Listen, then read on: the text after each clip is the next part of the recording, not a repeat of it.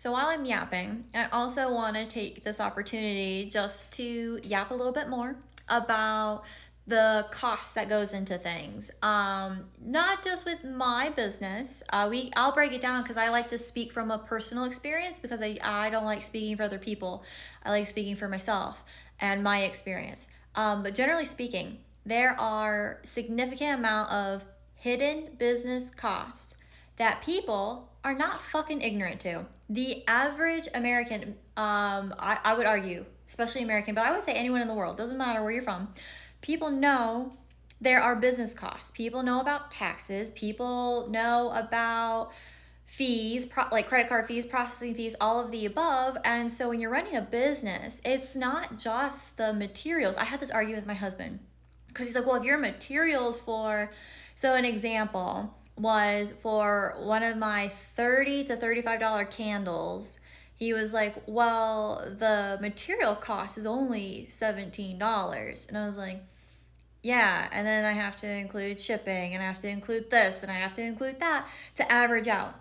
So like my business scale is how my friend helped me set it up, is things are averaged so that way I can support these extra business costs, business cards, website fees, processing fees. For markets, it's booth fees and all of the above, all of the things that you need to sustain. Because part of what I found out is like, well, I'm charging for materials and then I'm giving myself, a like 20%, 25% profit, which is all fine and dandy until that 25% profit is eaten up by all of these extra fees and taxes and this and that. And that's like, we want to get me talking about something that could get me virally canceled again. Let's talk about taxes and how I feel about them.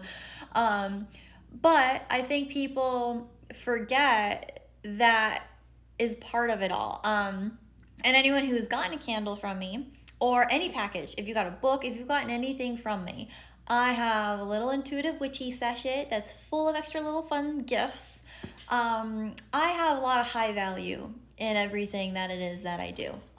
I make sure it's worth it. I make sure the experience is worth it. And I've had two people in my life be upset with what they've received. One was completely unjustified and they're just a hater asshole. And I mean that wholeheartedly. I will stand 10 toes on that they can go fuck themselves in their response. And then the other person was upset because the candle broke and all of the above. And here's the thing, I made up for it and they were justified in being upset. And then through me fixing the problem and being an ethical business person, I replaced it free of charge. I ate the money, didn't complain about it, and then I threw in some extras. And I made it right. I went above and beyond to make it right because I understood, I empathized with their feelings of like, hey, this was a lot of money and I spent it and it broke. Like, hey, maybe you could have packaged it better. Maybe UPS and all these fucking shipping companies could actually give a fuck about the packages that we're shipping out. That would also help because you can only package things so well. And I also know that using recycled materials the way I do could be a criticism. And so again, there's trade-offs in everything. And so I'd rather use recycled materials and that's where I try to save a lot of cost, and not just to be environmentally sustainable and like repurpose things and not add to any more to landfills than is already happening and all the above, which, one person, there's only so much you can do, which is kind of my whole point. There's only so much you can do. There's a lot of costs that I know people are not ignorant to. I know that people aren't blind to. I just genuinely don't understand why the customer is always right, because they're not. A lot of times the customers are bullies because they're trying to see if they can shame, guilt, and manipulate the creator into getting them something that they want, and that's just really not cool. Cause I have never gone up to someone and like, I've haggled. There's a difference with haggling or bartering. Like, would you be willing to accept this? Like, can we collaborate somehow? It's like, hey, can I spend this amount of money and I'll make sure to shout you out and I'll tell everyone about you, you know, like word of mouth reviews, that's huge. I have done things, I've given people products strictly for reviews, because that's a lot for someone. So there's so many different ways that you can have, an energetic balance exchange in business.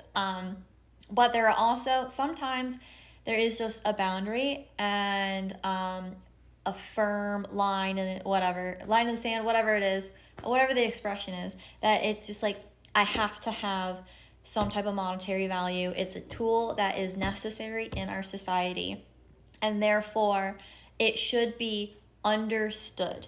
If any of my meltdowns and rants of this whole thing is anyone who is doing something for themselves, I feel like should be respected more than they are.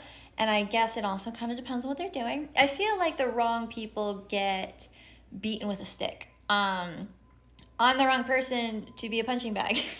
Like, I genuinely feel that way. I feel like there are people that people should be getting mad at, and instead you see them go after the little guy. You know, they people always go after, I guess, the easy target, and I understand why I'm an easy target. I'm not someone to fuck with, but I understand why people think that I'm an easy target, because I'm genuine. I'm a genuine, generous person with a bleeding heart, and so it's real easy to take advantage of me. I've been aware of that forever. Uh, which is why I have the husband I have. I have mentioned that a few times because he does not tolerate that, and I love that for me and him. But I give people a chance to show who they are, and if you take advantage of me, if you attack me in any way that you do, like my cactus analogy that I've mentioned, it's the mirror. It's you showing the world yourself through me, which sucks. That's not fun, but that is a common thing. Maybe is it an Aquarius thing? I really don't know. I would like to blame my Pisces Venus and Cancer rising for this, but or it's just my genuine nature. You know, people tell you all the time you have to be willing to be a shark. Um, I just I don't like when I have to be a monster. I don't want to be that way. like that's what it really comes down to. It's not that I'm incapable of being. I have proven that to people, and in fact, people are suspicious of me because they're like, "Oh, you're really genuine. You're really soft. You're really sweet." So then they poke the bear because I'm a cute little teddy bear till you find out I'm a fucking bear. like, like just I don't know. I don't know why people. And maybe there's more spiritual lessons in that, as just being firm and not, I don't know. Sometimes I get it's well, that's the karma thing, or not karma. The Saturn thing, delivering karma, like being karma, and I feel like there's like a judgment essence to Capricorn and Aquarius, Saturnian energy, and so that could be in relation to the Libra or Venus scales, squares. Sorry, that was funny. Scales, and so there's the scale that's Libra, and then Saturn assesses the scale, and then that determines the expansion and blessings of Jupiter, and that is just fun little storyline. I don't know if that actually makes sense to anybody, but that's how I like to interpret all of these energies and how they co-create and collaborate in the universe together.